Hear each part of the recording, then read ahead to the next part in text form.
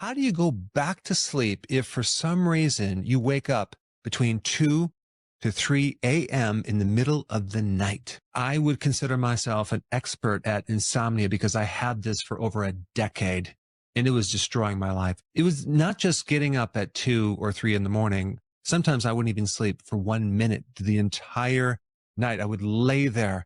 It was basically torture. What's unique about 2 a.m. is something called the circadian rhythm with cortisol. This is a stress hormone. Cortisol should be at the lowest point in this rhythm at 2 a.m. and the highest point at 8 a.m. For me, everything was backwards. I was very, very awake at 2, but I was extremely tired at 8 a.m. in the morning. I tried everything. I even tried prescription medications. It didn't work. In fact, what I didn't know at the time was those medications actually worsen your cortisol. They raise your cortisol. We can also look at things that help you lower cortisol. And one big one is magnesium.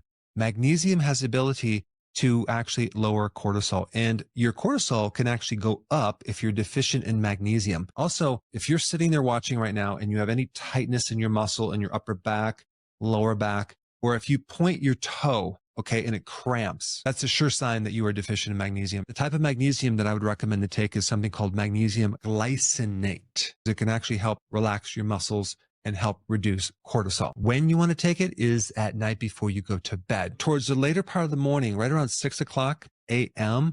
is when you have the least amount of magnesium in your tissues. This is also probably why a lot of health problems occur in the early morning, like heart attacks, stroke, restless leg syndrome, because a lot of these things are influenced by magnesium. One last indication of magnesium deficiency is twitching. So if you're getting this twitch underneath your eye or in your arm, that's a sure sign that you are deficient in magnesium. Magnesium controls calcium, and when you don't have enough magnesium, you get more calcium, and calcium just causes cramping in different areas of the body. The other thing that can raise cortisol at 2 a.m. is a low blood sugar situation. Let's say your diet is heavy in the carbohydrates, and so you raise your blood sugar, go to sleep at night, and the blood sugar goes down. Guess what happens when your blood sugar goes too low? The body's going to raise it.